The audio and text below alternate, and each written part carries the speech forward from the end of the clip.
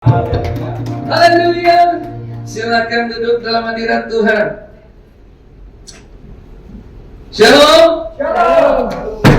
Nah, hati-hati jatuh. Udah jatuh ya? Baru tidak. Haleluya. Haleluya. Ada sukacita di rumah Tuhan hari ini. Amin. Haleluya. Tadi lagi sebentar lagi siap-siap sedikit di AW. Ibu Mahala datang.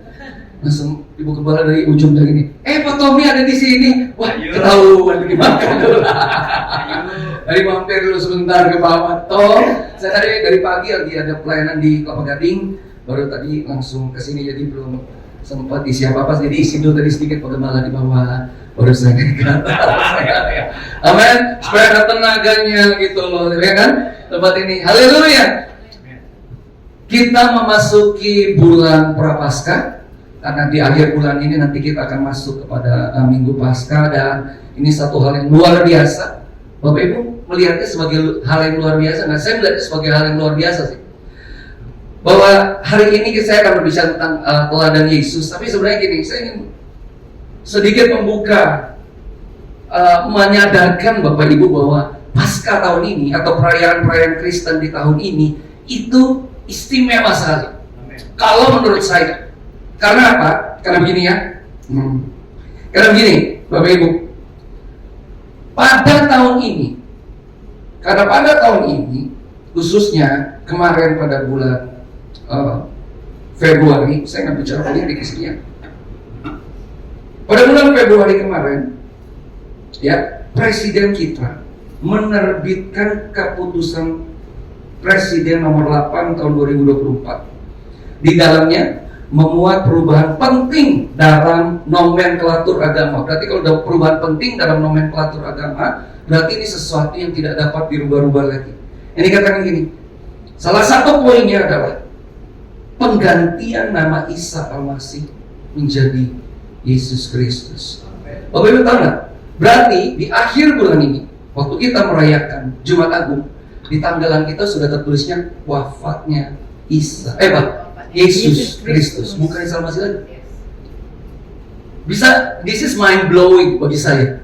Karena dari sepanjang perjalanan Indonesia, dari sepanjang perjalanan bangsa ini merdeka dan menjadi bangsa yang mandiri, kita belum pernah mengalami ini, dan tiba-tiba tahun 2024 ini pemerintah pusat mengeluarkan satu keputusan yang penting bahwa untuk perayaan-perayaan Kristen ke depan, perayaan Paskah, nanti kenaikan Yesus Kristus bulan Mei, bahkan di ibadah Natal nanti pada Desember, semuanya sudah tertulis wafatnya Yesus Kristus, bangkitnya Yesus Kristus, nanti kenaikan Yesus Kristus, nanti di akhir tahun kelahiran Yesus Kristus. Saya mengatakan ya, Yesus Kristus tahun ini dimuliakan loh atas Indonesia. Gak pernah terjadi dalam sejarah Indonesia. Karena apa? Indonesia kita tahu mayoritas adalah, kita tahu pemeluk agamanya apa. Dan seringkali memang orang Kristen juga dirancukan dengan penyebutan Isa Al-Masih, sehingga katanya akan lebih mudah untuk membawa penginjilan itu kepada mereka yang belum mengenal Tuhan. Katanya kalau kita pakai Isa Al-Masih. Tapi gini, waktu itu diputuskan oleh pemerintah itu kan kita pernah belajar beberapa minggu yang lalu. Pemerintah itu apa katanya? Di Roma 12 adalah hambanya Allah bagi kebaikan kita. Yang setuju katakan amin. Pemerintah itu hambanya Tuhan bagi kebaikan kita. Sekali lagi, pemerintah itu hambanya Tuhan. Artinya gini, Tuhan berdaulat atas apa yang terjadi atas bangsa ini. Tuhan berdaulat atas pemerintahan yang ada. Karena dia berdaulat atas bangsa yang ada, dia yang mengatur dengan segala kedaulatannya segala sesuatu yang akan terjadi di pemerintahan ini. Dan out of the blue, nggak tahu bagaimana tiba-tiba, emang saya udah dengar suara-suaranya dari akhir-akhir tahun kemarin, tapi benar-benar baru disahkan itu bulan Februari kemarin. Tiba-tiba diumumkan secara sah, dimasukkan ke dalam nomenklatur agama bahwa ini hal yang mengikat, sifatnya tidak dapat dibatalkan oleh apapun. Semua perayaan orang Kristen sekarang menggunakan nama Yesus Kristus, tidak lagi pakai nama Isa Al-Masih. Jadi wafatnya Yesus Kristus ini nanti tanggal 28 ya, hari Jumat Agung. Pak Gembala di tempat ini, kita exciting ya. Kita udah pakai wafat Yesus Kristus, udah gak pakai Isa Al-Masih lagi. Jadi kalau misalnya gini, misalnya nanti ada generasi milenial, kita ada libur nih, kita ada long weekend. Oh iya, libur apa? Wafatnya Yesus Kristus. Udah gak pakai Isa Al-Masih lagi. Udah, Natal loh, apa? Kelahiran Yesus Kristus. Nanti ada libur nih, libur apa? Libur tanggal merah apa? Kenaikan Yesus Kristus. Semuanya Yesus Kristus. Haleluya. Saya mah exciting tuh. Saya Tuhan dahsyat, haleluya. Artinya gini, Yesus sekarang sedang diperdengarkan dari Sabang sampai Merauke dan Pulau Myanmar sampai ke Pulau Rote. Semua mereka yang selama ini mungkin tidak bisa melihat bahwa kekristenan atau nama Yesus semakin ditonjolkan atas bangsa, negara, dan generasi ini. Sekarang kita melihat bahkan pemerintah dipakai sama Tuhan untuk mensahkan apa yang sebelumnya mungkin tidak mungkin itu bisa terjadi di dalam kehidupan bangsa Indonesia. Tapi kita bersyukur Tuhan berkehendak, amin. Tuhan berdaulat dan Dia melakukan perkara yang ajaib di tengah-tengah kita, amin.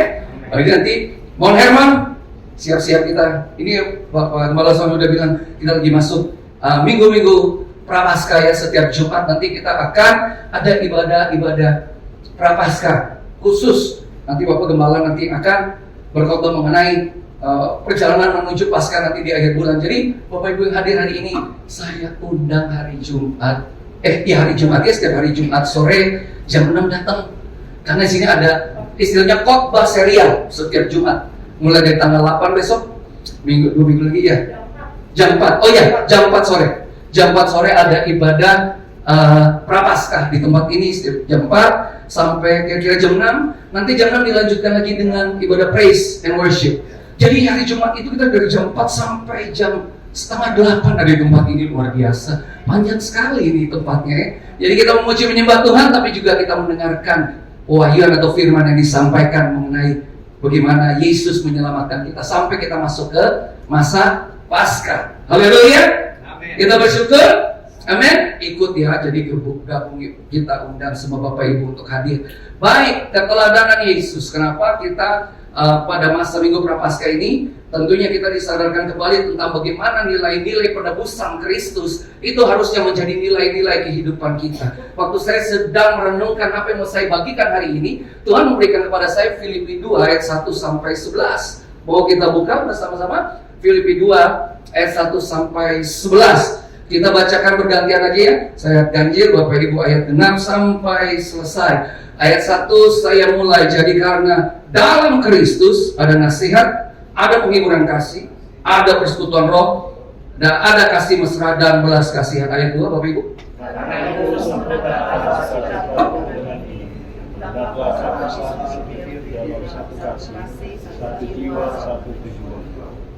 Ayat 3, dengan tidak mencari kepentingan sendiri atau puji-pujian yang sia-sia. Sebaliknya, hendaklah dengan rendah hati yang seorang menganggap yang lain lebih utama daripada dirinya sendiri. Ayat 4. Dan janganlah kepentingannya sendiri. Ayat 5. Hendaklah kamu dalam hidupmu bersama menaruh pikiran dan perasaan yang terdapat juga dalam Kristus Yesus. Ayat 6.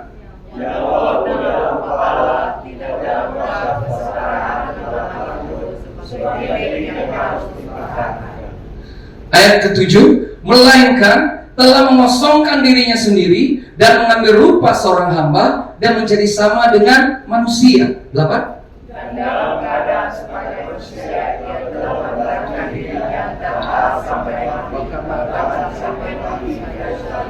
Ayat 9, itulah sebabnya Allah sangat meninggikan dia dan mengaruniakan kepadanya nama di atas segala nama. Ayat 10. Supaya dalam nama Yesus segala yang ada di langit dan ada di atas bumi dan ada di bawah bumi. Ayat 11 yang terakhir bersama-sama, dan segala lidah mengaku Yesus Kristus adalah Tuhan bagi kemuliaan Allah Bapa. Tepuk tangan dulu buat Tuhan kita. Haleluya. Bapak Ibu yang terkasih dalam Yesus Kristus, sebelum kita masuk membedah ayat yang ada di pasal ini, sebenarnya saya ingin menyampaikan kepada Bapak Ibu bahwa arti atau nilai penebusan yang dimiliki oleh gereja mula-mula itu sangat dalam. Bahkan saya pengen jujur ya, lebih dalam dari apa yang kita mengerti loh pada generasi kita pada saat ini. Karena apa? Karena pada zaman gereja mula-mula kita Filipi yang tulis Paulus. Paulus adalah orang yang bergerak bersama-sama dengan para rasul yang lain untuk bekerja melihat gereja mula-mula itu muncul di kisah para rasul. di mana dalam 3 tahun saja Asia kecil sudah mendengar Injil pada saat itu. Padahal pada waktu ada Kisah Para Rasul, di Kisah Para Rasul belum ada mega church, di Kisah Para Rasul belum ada gereja besar dengan gedungnya besar. Mereka waktu itu cuma bersekutu di rumah-rumah aja, di persekutuan kecil, tapi karena mereka berakar di dalam penebusan yang kuat, karena mereka berakar di dalam nilai-nilai keselamatan dalam Yesus dengan sangat kuat, dan itu ditanamkan oleh para rasul yang ada, sehingga gini, kegerakan mereka masif, mungkin diam-diam, tetapi dalam waktu kurang lebih 3 tahun, Asia kecil mendengar Injil. Maka dalam waktu 3 tahun, berada di Kisah Para Rasul 11 ayat 26, pertama kali di Antioquia orang-orang penyembah berhala menjuluki orang-orang percaya itu sebagai Kristen. Itu pertama kali muncul di mana? Di kata Kristen pertama kali itu muncul di Kisah Para Rasul 11 ayat 26. Kegerakan yang dilakukan oleh para orang-orang percaya pada saat itu sangat-sangat membawa dampak terhadap kota, bangsa, dan generasi di mana dia hidup. Makanya Injil bisa diberitakan di Roma, Filipi, Kolose, di setiap tempat-tempat di mana penyembahan berhala kuat di situ, telah mereka masuk penetrasi, dan akhirnya banyak jiwa-jiwa dimenangkan. Kenapa? Karena ini nilai-nilai penebusan, nilai-nilai Paskah yang katanya orang Ibrani bilang Pesak, itu dalam sekali. Penebusan, nilai-nilai pengorbanan Yesus itu dalam sekali. Itu yang pertama. Itu mereka mengikuti apa yang menjadi pewahyuan rasulia atau yang disampaikan oleh para rasul kepada orang-orang yang percaya pada saat itu. Dan kedua, pada saat itu tidak ada denominasi gereja. Nggak ada seperti sekarang. Misalnya ini, kalau kita melihat, kita sedikit belajar tentang sejarah gereja ya. Sejarah gereja dulu pada dimulai dari kegerakan mulai ada di Kitab Para Rasul. Kemudian kita melihat, kemudian ada kira-kira 5 pusat kegerakan Kristen di awal mula. Salah satunya Yudea, Roma, Antioquia, Damaskus. Ini salah satunya 5 kegerakan. Pusat kekristenan ada di situ. Pusat kegerakan ada di situ. Nah, dalam perjalanannya di abad-abad setelah Kristus naik ke sorga, terjadilah perpecahan. Perpecahan di Roma, skisma katanya terjadi, perpecahan. Roma memisahkan diri dari kegerakan Kristen yang ada, dan akhirnya mereka menjadi yang namanya Roma Katolik. Nanti saudara bisa belajar terus sejarahnya. Dari Roma Katolik muncullah yang namanya Protestan, Martin Luther. Dari Protestan Martin Luther lahirlah kegerakan banyak, ada Advent, tapi yang paling menonjol itu Pentakosta. Begitu kegerakan kepenuhan Roh Kudus. Habis Pentakosta banyak lagi aliran-aliran yang muncul, akhirnya menjadi denominasi, akhirnya menjadi gereja yang berdiri sendiri. Akhirnya gereja-gereja yang berkata gini, wahyuan kami lebih dalam, kamu ketinggalan, kami lebih satu bilang, yang kepenuhan Roh Kudus bilang, oh kamu keselamatan doang. Protestan, kami udah masuk dalam kemurapan Roh Kudus. Sekarang kegerakannya karismatik, orang karismatik bilang, oh lu udah ketinggalan bro, kita udah ada di karismatik nih, lu masih di Pentakosta. Itu kegerakan yang terjadi seperti itu belakangan. Jadi karena banyaknya denominasi yang ada, denominasi akan membuahkan namanya doktrin. Doktrin gereja memisahkan denominasi satu dengan denominasi yang lain, sehingga yang lain merasa doktrin mereka lebih baik daripada doktrin gereja yang lain. Padahal sebenarnya di gereja mula-mula gak ada. Mau jelas ya?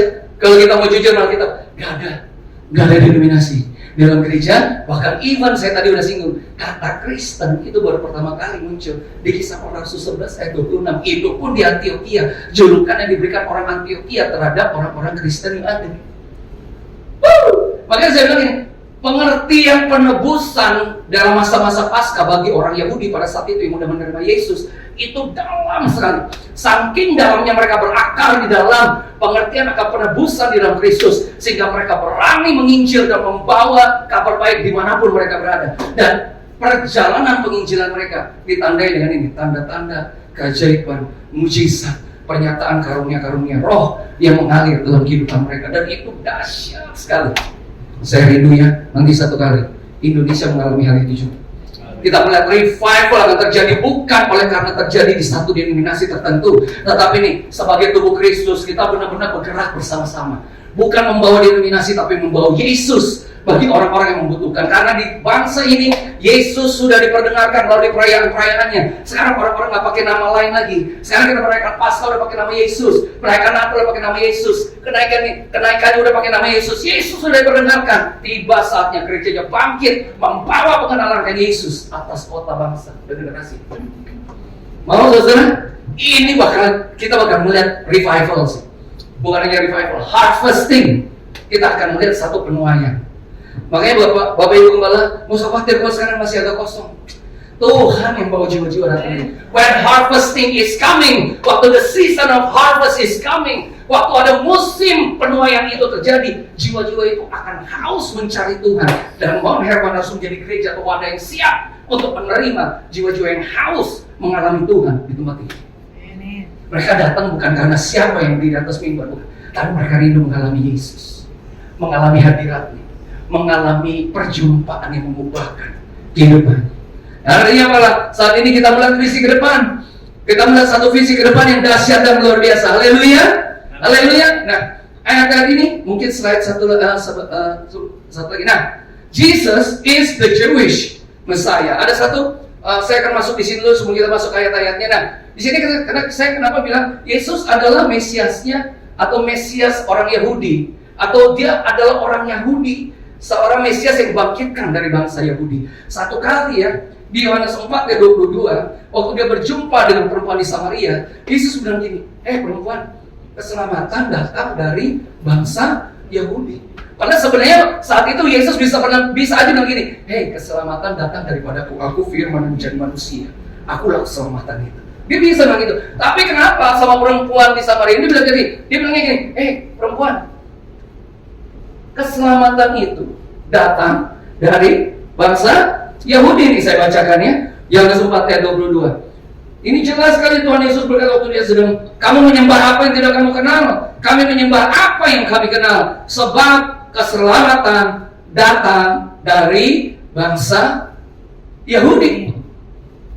He's a Jewish Messiah. Kita harus kembali kepada akar-akar nilai-nilai. Karena gini, bahkan di dalam nilai-nilai kehidupan yang dijalani orang Yahudi, khususnya mereka yang sudah menerima Yesus, itu ada nilai-nilai sangat dalam bahkan sampai saat ini yang mereka jalani secara disiplin oleh bantuan dan kekuatan dari Roh Kudus untuk kehidupan mereka akhirnya menjadi berkat bagi orang-orang sekitarnya. Banyak orang Yahudi sampai sekarang itu yang menerima Yesus itu masih mengalami penganiayaan dari orang-orang Yahudi yang belum menerima Yesus. Bahkan mereka di open public market gitu ya, bisa mereka ke pasar atau apa, itu mereka banyak ditolak loh oleh banyak orang-orang Yahudi ortodoks di sana. Karena apa? Karena bagi mereka Yesus itu bukan juru selamat. Bagi sebagian besar mereka Yesus itu bukan juru selamat. Tapi ada orang-orang Yahudi di sana yang sudah menerima Yesus dan mereka menerima penganiayaan dari orang Yahudi yang belum menerima Tuhan Yesus. Lemparin batu lah, diludahin lah, tempat ibadahnya dilempar lah.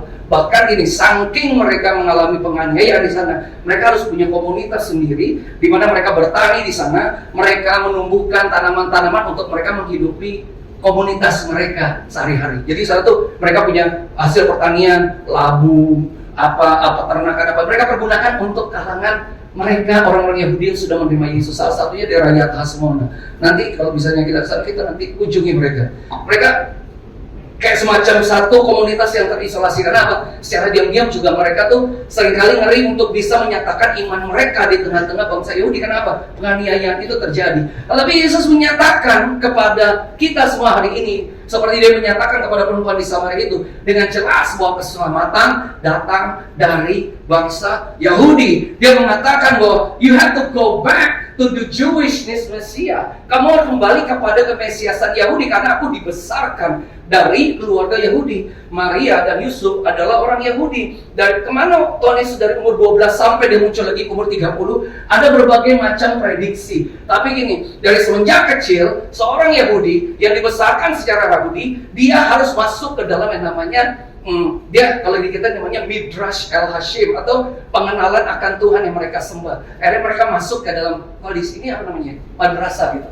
Kalau di sana namanya Midrash El Hashim. Jadi pengenalan akan Tuhan. Dari kecil dididik untuk baca huruf-huruf Ibrani, bahasa Ibrani sampai katam, istilahnya katam. Sampai mereka tahu dan mereka sudah baca semuanya. Akhirnya satu kali Yesus diperhadapkan dengan waktu dia memulai pelayanannya umur 30 tahun, pernah dengar Tuhan Yesus datang nih di Lukas 12, dia berdiri di sinagoga, terus dia buka kitab. Pernah baca itu? Ya, gak sembarangan loh orang di sinagoga bisa berdiri di atas mimbar, dia tutup kepalanya pakai talit, kemudian dia buka nih kitab. Gak sembarangan. Itu cuma orang-orang yang sudah dihitung oleh rabi dan punya pengakuan dari para ahli-ahli pada saat itu untuk dia dapat berdiri di belakang mimbar.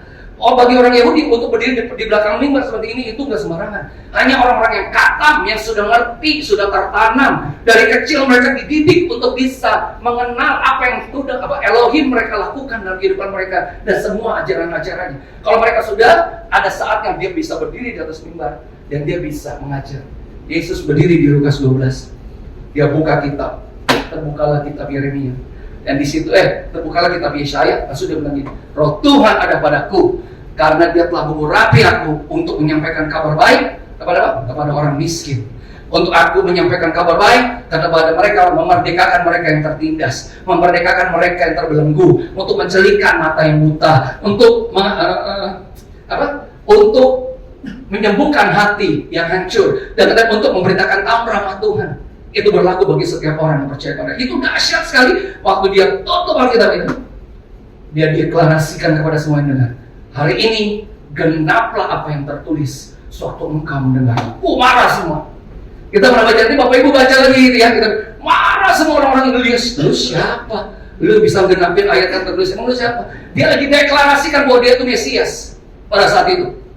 Sebagai orang Yahudi yang dibesarkan di dalam nilai-nilai keyahudian, karena mereka secara turun-temurun diajarkan hal tersebut, sampai akhirnya dia bilang, akulah Mesias setiap umat manusia. Melalui ayat yang dia buka itu, nubuatan dari kitab Yesaya yang digenapi dalam kehidupan Yesus. Jadi mereka, Bapak Ibu ya, tertanam sekali, kuat sekali. Tidak ada yang dapat menggoncangkan mereka karena mereka tahu akarnya. Dari mana mereka melihat iman kekristenan mereka di dalam Yeshua. Nah, ini ayat 1 sampai ayat 4 yang pengen saya sampaikan dulu. Filipi 2 ayat 1 sampai 4 dikatakan gini yang tadi kita baca. Jadi karena dalam Kristus ada apa? Nasihat, ada penghiburan kasih, ada persekutuan roh, ada kasih mesra dan belas kasihan. Karena itu sempurnakanlah sukacitaku dengan ini. Hendaklah kamu sehati sepikir, satu kasih, satu jiwa, satu tujuan, dengan tidak mencari kepentingan sendiri atau pujian-pujian yang sia-sia. Sebaliknya, hendaklah dengan rendah hati yang seorang menganggap yang lain lebih utama daripada dirinya sendiri. Dan janganlah tiap-tiap orang hanya memperhatikan kepentingannya sendiri, tetapi kepentingan orang lain juga. Bapak Ibu lihat nih, itu gaya hidup jemaat yang pertama. Mereka they don't have any other doctrine than Jesus. Mereka nggak punya doktrin lagi selain doktrin di dalam Yesus. Dan doktrin dalam Yesus dikatakan Paulus ini, di dalam Kristus ada nasihat, saling menasihati, penghiburan kasih, karena di dalam Kristus, bukan di dalam satu doktrin agama, denominasi atau apapun. Karena pada saat itu tidak ada namanya denominasi tidak ada. Satu kasih dalam Kristus dan nasihat, penghiburan kasih, persekutuan roh. Sekarang yang kalau bisa kita terjemahkan persekutuan roh, satu denominasi lain bisa berbeda-beda artinya. Persekutuan roh apa Tommy? Berbahasa roh. Ada orang-orang yang misalnya tidak mengakui bahasa roh. Persekutuan roh apa? Maksudnya berbahasa roh? Tidak juga. Persekutuan roh adalah gini, kita meresponi keberadaan kita karena melalui penebusan kita telah menjadi tempat kediaman rohnya. Kita memiliki persekutuan satu dengan yang lain di dalam Roh Kudus yang berdiam di dalam kita. Mereka dalam sekali. Kenapa? Karena Roh Kudus yang berdiam di dalam diri kita, dia tidak akan hadir dalam kehidupan kita kalau tidak terlebih dahulu kita tertanam di dalam penebusan keselamatan dalam Yesus. Jadi mereka tahu sekali bahwa ada nasihat, penghiburan kasih, persekutuan roh, ada kasih mesra, belas kasihan. Kita tahu ya di Kisah Para Rasul, bahkan orang yang susah, orang yang punya itu mencukupkan ke mereka yang susah. Orang yang susah itu mencoba untuk membantu segala hal di dalam kegerakan Kristen mula-mula. Bahkan di Kitab Para Rasul kita bisa baca ada satu persembahan yang dikumpulkan yang ditaruh di bawah kaki Rasul, supaya Rasul itu nanti pergi ke setiap daerah untuk menyampaikan Injil ke setiap tempat-tempat yang Roh Kudus tuntun mereka ke sana. Jadi ada satu persekutuan yang saling menjaga satu dengan yang lain. Karena mereka melihat Kristus telah melakukan sesuatu yang dahsyat. Mereka tertanam di dalam penebusan itu. Mereka tertanam di dalam karya keselamatan Kristus. Karena itu sempurnakanlah sukacitaku dengan ini. Hendaklah kamu sehati, sepikir, satu kasih, satu jiwa, satu tujuan. Ini sulit loh saudara. Kalau kita berada di beberapa denominasi, karena Sulit untuk memiliki kesehatian, kesepikiran, satu kasih, satu jiwa, satu tujuan. Karena apa? Karena apa yang mau dilakukan seringkali itu dibatasi oleh norma-norma yang kata denominasi berkata bahwa ini yang harus kamu lakukan. Kamu harus mengikuti dan mengerti dulu apa yang kami jalani di sini. Baru kamu bisa nanti menjalani satu kehidupan kekristenan yang sehati, sepikir, satu kasih, satu jiwa, satu tujuan. Padahal esensinya pada jemaat mula-mula gak ada yang lain. Esensinya cuma Yesus dan karya keselamatan yang dia lakukan di dalam kehidupan orang-orang yang percaya pada saat itu. Dengan tidak mencari kepentingan sendiri, puji-pujian yang sia-sia. I love it. Karena seringkali juga kalau kita pengen jujur, mimbar dijadikan satu tempat di mana banyak orang juga untuk mencari puji-pujian yang sia-sia bagi dirinya. Ya mungkin di sini nggak ada, tapi di tempat lain ada, saudara. Jadi banyak orang yang melihat bahwa, aduh ini kayaknya gue mesti menerima pujian dari waktu saya sedang melayani apa. Padahal sebenarnya mereka mengerti bahwa pujian yang sia-sia itu sebenarnya puji-pujian yang mereka terima itu sebenarnya nggak ada artinya dibanding apa yang sudah mereka raih di dalam Kristus melalui penebusan Kristus. Di mana di Kolose 1 ayat 12 dikatakan ini, mereka telah dilepaskan dari kegelapan dan dipindahkan ke dalam kerajaan anak yang terkasih. Mereka memiliki satu gaya hidup merdeka di dalam Kristus untuk dapat mengasihi satu dengan yang lain, menunjukkan belas kasihan seperti Kristus menunjukkan belas kasihan, dan kehidupan mereka pada saat itu harmonis di dalam kegerakan gereja mula-mula. Dan janganlah tiap-tiap orang hanya memperhatikan kepentingannya sendiri, tetapi kepentingan orang lain juga. Ada perhatian yang diberikan kepada orang lain juga. Saya percaya nanti ini akan menjadi gereja percontohan di mana kita juga memperhatikan mereka, jiwa-jiwa yang datang ke tempat ini. Karena mereka butuh diperhatikan, mereka butuh didoakan, mereka butuh sentuhan Tuhan. Dan Mount Hermon menjadi berkat bagi setiap jiwa-jiwa yang Tuhan taruh di tempat ini, agar mereka benar-benar mengalami kemerdekaan yang penuh di dalam Kristus. Yang setuju katakan amin. Dan ini dia, mulai dari ayat 5 sampai ayat ke-11 itu menjadi satu contoh yang diberikan kepada Rasul Paulus mengenai bagaimana Kristus dan karyanya. Kembali dulu ke itu body, kembali dulu ke slide. Nah ini dia. Ada satu ayat yang luar biasa, khususnya 1 Petrus 1 ayat 20 dikatakan ini, Yesus itu sebenarnya foreordained, sudah ditentukan atau sudah dipilih sebelum dunia dijadikan. Tetapi dia baru dimanifestasikan, baru dinyatakan pada zaman akhir. Ini bahasa Inggrisnya kenapa saya taruh, karena foreordained-nya itu jelas banget bahwa gini, ternyata keselamatan yang ada dalam Kristus itu bukan hanya waktu manusia yang dia jatuh ke dalam dosa dan manusia membutuhkan keselamatan, tapi ternyata Rasul Petrus berkata gini, bahwa sebelum dunia dijadikan dia telah dipilih. Yesus sudah menjadi pribadi yang dipilih oleh Tuhan untuk menjadi pokok keselamatan bagi manusia. Dan lagi Paulus berkata di Efesus 1 ayat 4 bahwa kita ini adalah di dalam Kristus telah dipilih. Kita sebagai orang percaya telah dipilih sebelum dunia dijadikan. Karena di dalam Kristus telah memilih kita. Dan Kristus sudah ada sebelum dunia dijadikan. Untuk itu kita adalah orang-orang yang telah dipilih untuk diselamatkan. Haleluya. Bukan kita yang pilih dia, bukan kita yang datang kepada dia, tapi Tuhan dengan caranya datang kepada kita untuk memperlihatkan keselamatan, penebusan di dalam dia. Sehingga hari ini kita dapat beribadah semata-mata oleh karena penebusan Kristus. Haleluya. Oleh karena dia dan kebaikannya dinyatakan kita bisa beribadah pada hari ini. Untuk itu dia pilih kita, karena dia ada sebelum dunia dijadikan. Dan Rasul Paulus berkata bahwa kita telah dipilih sebelum dunia dijadikan supaya kita kudus dan tak bercacat di hadapannya. Ayat 5 selanjutnya ya, saya akan bacakan dulu. Hendaklah kamu dalam hidupmu bersama menaruh pikiran dan perasaan yang terdapat juga dalam Kristus Yesus. Nah, Bapak Ibu, di ayat 5 ini ada satu, kalau menurut saya ada satu kalimat yang ditambahkan. Karena sebenarnya di dalam bahasa, misalnya kita ambil contoh dalam bahasa Inggrisnya, let this mind is in you as it is in Christ. Biarlah pikiran ini ada di dalam engkau seperti yang ada juga dalam Kristus. Dan di ayat itu tidak ada berbicara tentang perasaan. Karena pikiran Kristus itu sudah merefleksikan bagaimana perasaan Kristus waktu dia menjadi korban keselamatan bagi diri kita. Itu dia. Jadi dikatakan the mind of Christ. biarlah pikiran Kristus ini juga ada di dalam kita. Itu yang coba dibahasakan oleh Paulus. Siapa Paulus? Paulus dulu adalah penganiaya jemaat. Siapa Paulus? Paulus adalah dulu yang membenci Yesus. Siapa Paulus? Paulus adalah orang yang membunuh para pengikut Yesus. Sampai akhirnya dia menemukan satu titik di mana dia mengalami turnover waktu dia berjumpa dengan Yesus dalam perjalanan di Damsyik. Kita tahu ceritanya, dia diubahkan di situ dan akhirnya katanya dia dibawa ke langit tingkat ketiga, dan di langit tingkat ketiga itulah dia menemukan atau menerima pewahyuan yang berasal dari sorga untuk diberitakan kepada banyak orang. Dan hari ini kita mendapatkan salah satunya. Ini dia sampaikan yang fokusnya adalah keselamatan dan penebusan di dalam Kristus. Hendaklah kamu dan hidup bersama menaruh pikiran yang terdapat juga dalam Kristus Yesus, yang walaupun dalam rupa Allah tidak menganggap kesetaraan dengan Allah itu sebagai milik yang harus dipertahankan, melainkan telah mengosongkan dirinya sendiri, mengambil rupa seorang hamba dan menjadi sama seperti manusia. Ini ayat 6 ya.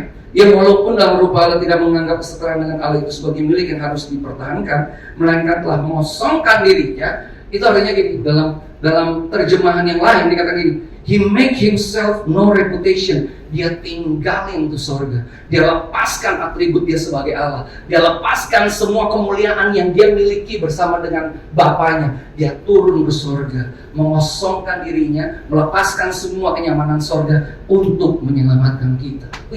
Orang Yahudi itu masuk ke dalam pengertian ini dalam sekali. Karena apa? Karena mereka tahu bahwa sebenarnya tanpa Mesias mereka nggak akan bisa diselamatkan. Tanpa Yesus menjadi manusia, nggak akan ada satu manusia yang dapat diselamatkan. Dan waktu realita ini masuk ke dalam kehidupan orang Yahudi, banyak sekali mereka yang bertobat kepada Tuhan. Tapi gini, prosesnya nggak gampang. Karena Yahudi kuat sekali di dalam Torah mereka. Tapi waktu mereka mendapatkan pewahyuan Yesus, yaitu Torah yang menjadi manusia, firman yang menjadi manusia, mereka diubahkan dan mereka mengerti Yesus itu adalah Mesias yang selama ini mereka tunggu, yang adalah firman menjadi manusia dan datang dalam kehidupannya. Bapak Ibu, dalam Yesus Kristus kita harus tahu dalam kehidupan kita, Yesus datang dalam kehidupan kita karena terlebih dahulu dia harus make himself no reputation. Dia lepaskan semua reputasi dia sebagai firman, sebagai pribadi yang penuh dengan kemuliaan. Dia lepaskan itu di surga. Dia mengambil rupa seorang hamba dan menjadi sama seperti manusia. Dan dikatakan ini, waktu dia dalam keadaan sebagai manusia, dia merendahkan dirinya taat sampai mati di atas kayu salib. Taat sampai apa? Mati di atas kayu salib.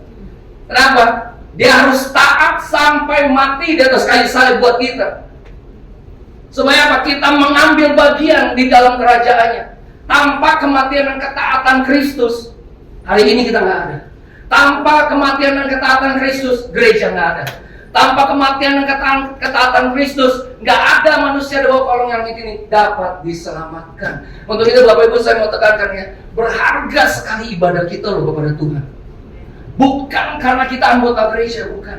Tapi karena gini loh, karena kita menghargai, we value the sacrifice of Jesus who leaves the heavens behind and He came to this earth to save us. Itu nilainya. Kedalaman nilai penebusan adalah gini, engkau tahu Tuhan Yesus meninggalkan semua ketentraman, kenyamanan sorga untuk dia datang ke tengah-tengah dunia menyelamatkan kita, taat sampai mati di atas kayu salib. Ketaatan Yesus mendatangkan keselamatan bagi kita. Kalau Yesus nggak taat, waktu di taman Getsemani dia bilang gini, aduh Tuhan kalau bisa, kalau nama orang bahasa Manado gimana? Aduh Tuhan kalau bisa nih cawan berlalu daripadaku ya. Dia kata, kalau bisa nih cawan Tuhan berlalu daripadaku, karena Tuhan tahu waktu dia harus mengalami penderitaan, penganiayaan oleh karena penebusan, dia tahu nanti dia bakal hancur habis badannya, disiksa dan mengalami satu hal yang sangat mengerikan di atas kayu salib. Apa yang kita lihat selama ini melalui gambar-gambar di figura yang mengenai mengenai Yesus di salib, itu nggak ada 5%-nya dari sebenarnya bentuk fisik hasil penganiayaan yang waktu itu Yesus alami di atas kayu salib. Karena di kitab Yesaya dikatakan gini, rupanya tuh udah gak kelihatan seperti manusia lagi, habis hancur muka badan dari atas sampai ke bawah, sudah tidak terlihat sebagai manusia lagi. Kalau udah gak bisa terlihat sebagai manusia lagi, kalau yang di gambar-gambar di dinding kan kita masih lihat sini duri, ya kan, ada darah-darahnya dikit gitu kan, sini gitu ya. Aslinya hancur badannya, hancur. Yang kita lihat di Passion of the Christ itu Mel Gibson aja tuh mengakui itu belum sepenuhnya bisa mempresentasikan apa yang ada di Alkitab di dalam penyiksaan Yesus. Itu cuma berapa? Mungkin 20-25%. Aslinya habis badannya, saudara, dari atas sampai ke bawah. Gila sih.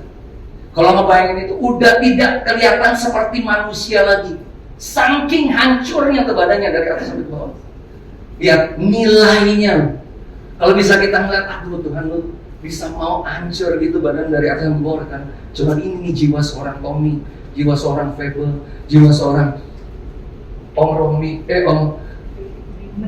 Ricky dan kita semua. Cuman karena itu dia mau hancur badannya, diberikan sepenuhnya bagi kita. Ini loh, ini aku hancur nih supaya engkau dapat meraih sorga. Aku hancur, aku taat sampai mati di atas kayu salib supaya engkau mengambil dalam kerajaanku yang tidak tergoncangkan. Aku mengalami ini supaya engkau tidak mati atau tidak masuk ke dalam neraka, tapi engkau memperoleh hidup yang kekal. Orang Yahudi value ini tinggi sekali karena mereka tahu nilai satu pengorbanan. Makanya di gambar yang sebelumnya, coba di gambar yang sebelumnya, orang Yahudi itu diajarkan tentang the burnt offering, satu korban persembahan di atas ini loh, mezbah korban bakaran, domba yang dihancurkan dan dibunuh di situ kemudian dibakar dagingnya. Itu gambaran profetik dari apa yang dilakukan Tuhan Yesus melalui pengorbanannya bagi kita. Dia mati bagi kita. Ketaatan Yesus menghadirkan keselamatan bagi hidup. Dia taat sampai mati di atas kayu salib untuk menghadirkan kehidupan yang kekal dalam kehidupan kita. Untuk itu bagi orang yang benar-benar menghargai keselamatan, menghargai penebusan di dalam Kristus, mereka sebenarnya nggak main-main loh sama hidupnya. Karena apa yang mereka lihat dari pengorbanan Kristus, ketaatan Yesus dalam kehidupan kita. Makanya dikatakan Paulus, let this mind is in you. Selanjutnya yang tadi slide tadi, biar pikiran Kristus ini dia meninggalkan kenyamanan sorga, dia tinggalkan kemuliaan itu, dia datang dalam hidup kita, dia mati bagi kita, dia memberikan hidupnya sepenuhnya bagi kita, supaya kita mengambil bagian di dalam kehidupan yang kekal dan meraih sorga hanya di dalam Kristus. Let this mind is in you as in the Christ. Biar pikiran ini ada di dalammu seperti ada di dalam Kristus. Hari-hari masuk ke dalam Paskah nanti di akhir tahun bukan suatu kebetulan. Yang saya bilang tadi di awal, nama Yesus sekarang menjadi nama yang terang benderang diperlihatkan atas Indonesia. Udah gak abu-abu lagi, udah gak diganti pakai nama orang lagi, gak. Yesus Kristus sekarang. Yesus di dalam bahasa Ibrani, Yeshua atau Yehoshua, artinya adalah Jehovah is salvation. Bahwa Tuhan yang dia sembah orang Yahudi itu adalah keselamatan. Di dalam namanya ada keselamatan. Maka jangan main atas nama Yesus dalam hidupmu. Bahkan engkau sebagai tubuh Kristus, sebenarnya waktu engkau dipanggil untuk melayani, bukan hanya bapak gembala atau ibu gembala yang bisa melepaskan orang dari roh-roh jahat, bukan para pengerja aja yang bisa melayani orang-orang yang misalnya membutuhkan topangan doa untuk kesembuhan. Tapi bapak ibu, oleh karena bapak ibu miliki nama Yesus dalam kehidupanmu, maka engkau juga bisa dipakai sama Tuhan. Dikatakan Markus 16, tanda-tanda ini akan menyertai orang percaya. Nah, tanda-tanda ini akan menyertai orang percaya. Ada di dalam nama Yesus mereka akan mengusir setan-setan. Katanya, dalam nama Yesus mereka akan mengusir setan-setan. Mereka akan memiliki bahasa-bahasa yang baru. Mereka akan memegang ular. Walaupun mereka minum racun maut, mereka tidak akan mendapat celaka. Mereka akan menumpangkan tangan mereka atas orang sakit dan orang itu akan siapa yang mau dipakai Tuhan? Angkat tangannya. Yes, kita semua mau dipakai Tuhan. Untuk apa? Supaya tanda-tanda penebusan yang Tuhan udah buat dalam hidupmu itu juga ada hidup di dalam dirimu. Kalau Kristus menyembuhkan kita, berarti Kristus bisa pakai kehidupan kita untuk menyembuhkan orang lain. Kalau Kristus sudah membawa kita keluar dari kesulitan finansial yang dulunya kita berhutang, tapi sekarang kita memiliki banyak kelimpahan, itu tandanya gini, Kristus memakai kita juga untuk membawa orang lain keluar dari kesulitan finansial mereka. Kalau misalnya Kristus telah memperlihatkan dan menyembuhkan dan memulihkan kita, artinya kita juga, Yesus juga ingin memakai hidup kita untuk memulihkan orang lain. Yang setuju katakan amin. Amin. Gereja menjadi masif tempat revival kebangunan rohani dan jiwa-jiwa itu datang sewaktu gereja mengerti dan memberikan nilai yang penuh atas keselamatan dan penebusan Kristus di dalam kehidupan mereka. Let this mind is in you as it is in the Christ. Biar pikiran Kristus ada di dalammu seperti ada di dalam pikirannya. Ayat slide selanjutnya. Nah ini dia.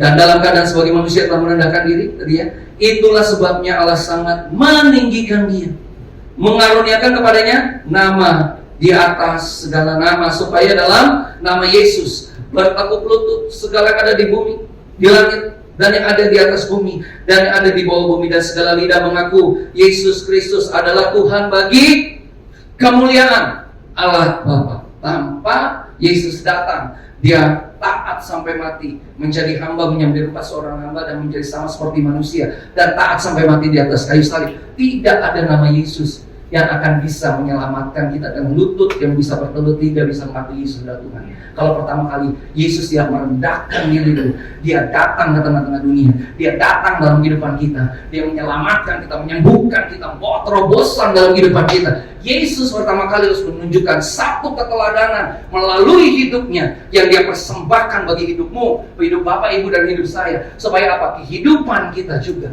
saling mengasihi, satu jiwa, satu pikiran, satu roh, satu tujuan, mempunyai belas kasihan, saling menolong satu dengan yang lain. Haleluya.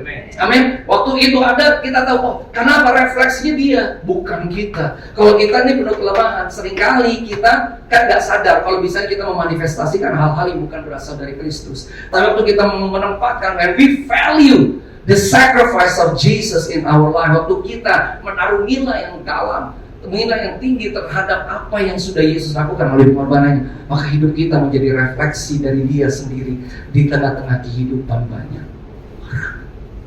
Dikatakan nama Yesus, di dalam nama Yesus, nama di atas segala nama, bertekuk lutut segala yang ada di langit, di atas bumi, dan yang di bawah bumi, dan segala lidah mengaku Yesus Kristus adalah Tuhan bagi kemuliaan Allah Bapa. Ada nama Yesus. Siapa yang ada nama Yesus di dalam hidupnya? Yang ada nama Yesus dalam hidupnya? Yes, ada nama Yesus dalam kehidupan kita. You can conquer everything if you realize that Jesus is in your life. Kamu dapat menanggulangi apapun sepanjang engkau gini mengetahui sungguh bahwa ada Yesus, ada penebusannya, ada keselamatannya, ada roh Kristus, ada pikiran Kristus dalam kehidupanku. Aku akan dituntun oleh Kristus sendiri. Karena ini, when we value the sacrifice of Jesus in our life, waktu kita menghargai, menaruh nilai yang dalam atas pengorbanan Kristus, maka langkah kehidupan kita sehari-hari itu bukan langkah yang main-main. Engkau akan melihat penyertaan dan apa yang sudah Tuhan lakukan dalam kehidupanmu. Itu akan menjadi realita dalam hidupmu, bukan berdasarkan apa kata orang. Oh, kata orang lain sana disembuhkan. Oh, kata orang di sana dalam nama Yesus ada pemulihan. Oh, kata orang di sana terobosan terjadi dalam Yesus. Tapi gini, kalau kau tidak mengalaminya terlebih dahulu, engkau tidak akan bisa mendapatkan satu kesaksian yang sama. Tapi percayalah apa yang saya katakan, waktu engkau menaruh pengorbanan Yesus atau apa yang kita sedang persiapkan sampai Paskah nanti ya, ini masih ada nih kira-kira 3 minggu ke depan sampai kita masuk ke masa Paskah. Kita persiapkan diri benar-benar nih, karena saya katakan ya, di Indonesia sekarang nama Yesus sudah didengungkan di mana-mana. Kita siap untuk menjadi orang-orang yang membawa nama Yesus, amin, dimanapun, karena Yesus sudah didengungkan. Gak ada lagi yang bisa, karena itu keputusan yang tidak dapat dibatalkan, karena itu udah masuk nomenklatur agama di Indonesia. Nama Yesus diperdengarkan di setiap perayaan, bukan Isa lagi, Yesus Kristus. Secara jelas hidup kita membawa nama Yesus, hidup kita membawa pemulihan yang berasal dari Yesus, hidup kita membawa terobosan yang berasal dari Yesus, hidup kita membawa kesembuhan yang berasal dari Yesus. Karena gini, terlebih dahulu Yesus sudah berperkara dalam kehidupan kita, menyembuhkan kita, membawa terobosan, membawa pemulihan, membawa kebahagiaan, dan akhirnya di dalam segala hal yang kita lakukan, kehidupan kita membawa pengenalan akan nama Yesus. Kita meninggikan Yesus dan banyak orang akan datang kepada Dia. Amin. Bersiap?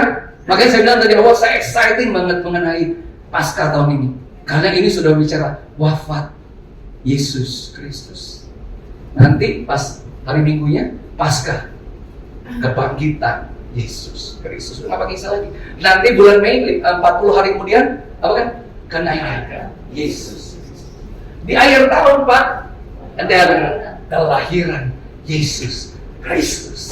Hanya Yesus Kristus yang akan dimuliakan atas Indonesia. Amin. Kota, bangsa, dan nasi.